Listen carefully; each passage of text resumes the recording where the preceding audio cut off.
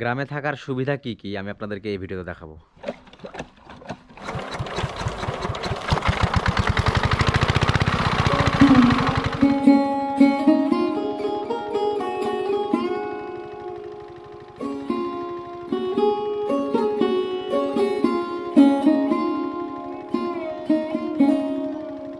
এটা হচ্ছে বাড়ি, হ্যাঁ, থাকার জায়গা।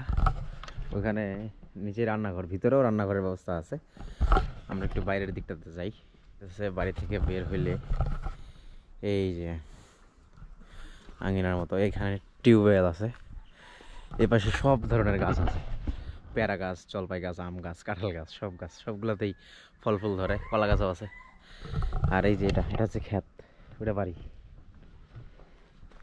এখানে এই যে কয়দিন আগে লাল শাক হয়েছিল, আলুর গাছ। এই আলু এখান থেকে উঠাইলে, একটা গাছ উঠাইলে 2-3 কেজি আলু বেরোবে।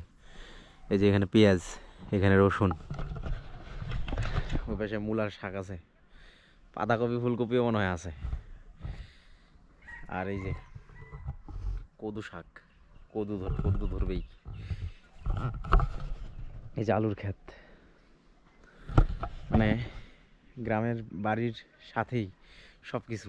এখানে জাস্ট একটা আলু যদি মাটির তলে দেওয়া হয় তাহলে ওইখান থেকে 50টা আলু বেরোবে, নিয়ামত, বরকত।